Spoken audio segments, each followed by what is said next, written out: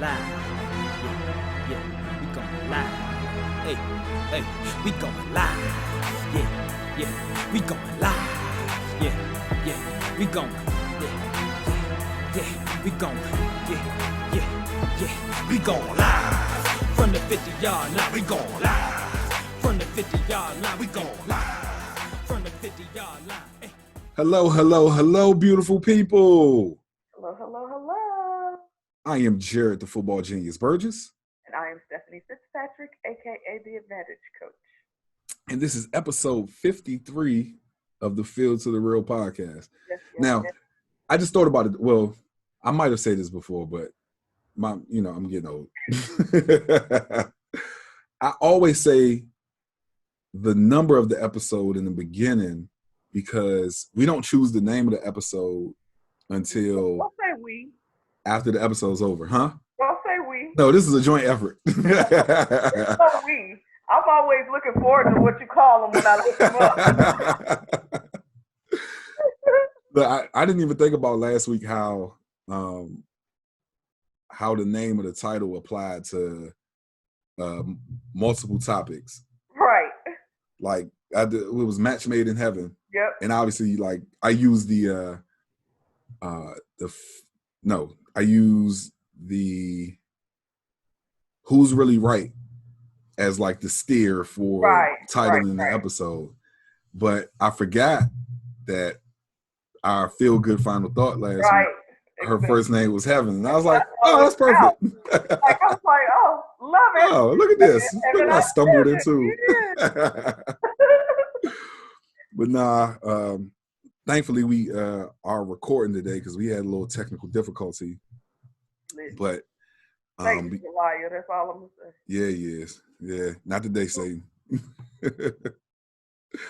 But because of that, we're going to they're gonna try to kick me out of this area that we're recording in. Oh yeah. So yeah. Oh, I see what's happening. Yeah. Okay. We're going to do every topic, but we're just going to do them abbreviated.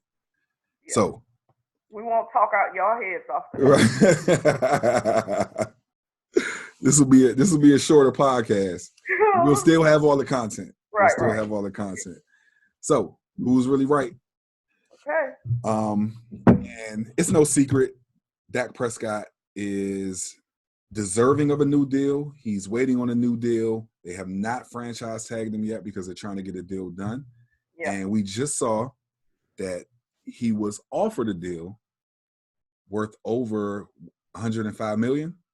And turns out they've been offering that same thing since September. Wow. For 3 years. Yeah. So our Who's Really Right is, should Dak take the deal? Yeah. And Stephanie, as always, ladies first. I'm real clear on this one. No. Okay. Dak should not take this money. One, because it is like I just said, it's the exact same amount they offered him back in September. True. So you have not. That means you don't see any more value in what I bring to the table. Okay. And then, honestly, I was looking at the NFL rankings. I believe NFL did some ranking today of the top free agents. He's above Tom Brady. He's number one. Yeah. Listen, if you won't pay the brothers, guess what? Somebody will. Somebody will. Mm-hmm. And all I can say is, I don't think you're going to be able to replace him. Okay. I don't. You know what? You know I'm all about chemistry. So I'm always saying you need just the right fit. Remember when we had this conversation about Tom Brady going there, and I was like, I don't think he would be a good fit because I think Dak is the perfect person. He does not have a boisterous bone in his body. Right. And he is really about team and getting it done. Yes. Even though he's a top tier quarterback, he is not top tier attitude about it. Yes. And so he's perfect for them because they only got room for a couple of egos with Jerry Jones. So he takes up most of the space. Yeah. So you only got a little bit of room for another ego or so in there. And so Dak doesn't bring any of that. And so I feel like, no, he should hold out and he should get paid as is not the top quarterback, at least on the same level. On the same level? Absolutely. Okay, so this is why I love the deal for Dak, right? And I do understand that he bet on himself last season in hopes that he would get a long-term deal, right? And I totally understood that, and I was in agreement with him for doing that, as if I'm like somebody who would tell him what to do. I was in agreement. But no, so I thought it was a good idea. And now that it's time for him to get paid and get a long-term deal, I think it's a good idea for him to take the 3 years, the 105, because what it does is he gets a fully guaranteed contract for that 3 years. Right. We know that the end of contracts tend to be fluff, and they are team-friendly deals that QBs can get out of. Because we see right now the talk around what's the quarterback from San Francisco name? Garoppolo. Yeah. We see the talk right now that San Francisco could get rid of him right now without much of a penalty. Right. So I think taking the shorter deal and being able to renegotiate in 3 years when the market is higher is another him betting on himself and would be a win-win, because at 105 for 3 years is $35 million a year. That puts you right on the level with Russell Wilson, who is right now the highest paid quarterback. We know that as soon as it's time for Patrick Mahomes to get paid, he's going to reset the market. Now, Patrick Mahomes is probably going to take a 7-year deal. Okay. 7? Is it 7? Maybe I'm inflating it a couple of years. Anyway.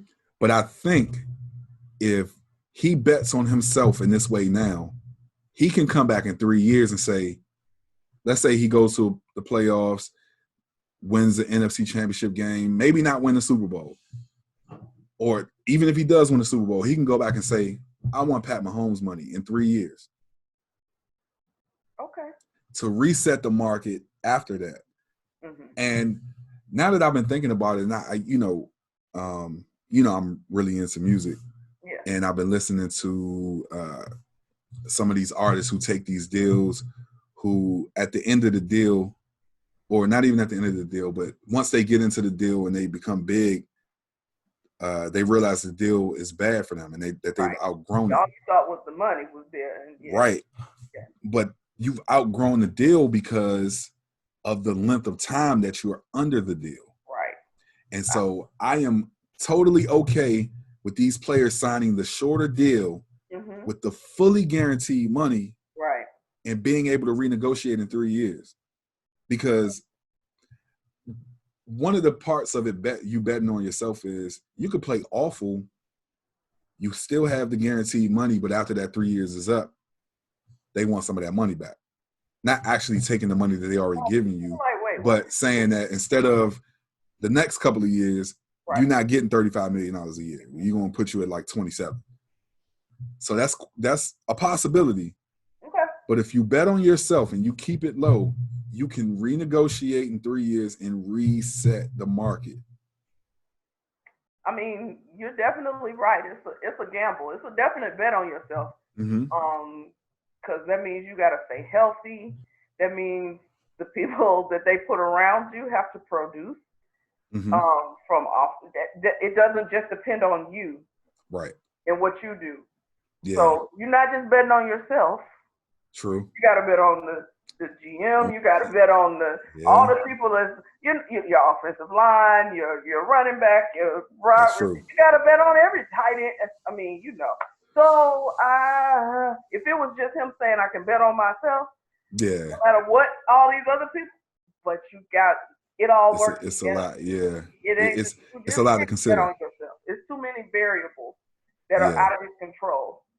So, I mean, I like what you're saying, but I just no, sir. Get your paper now. Get your money now, yeah. Get because you don't even know in 3 years what it'll be looking like for you, your body. True. You don't know. Yeah. Listen, get your money now, Mr. Prescott. Yeah. Yeah. I feel that. I do feel that, because the reason why these players want these long-term deals is just because it's some level of security in them. Now, we know that the NFL contracts aren't fully guaranteed for the most part. The only people to have received a fully guaranteed contract, to my knowledge, at the moment is Kirk Cousins. Okay. And his deal was 3 years, $84 million. Mm-hmm. So he's not anywhere near, like, it's okay to, yeah. I don't know. This is going to be interesting because tomorrow's the deadline for franchising him. Yes. Then with the CBA, if they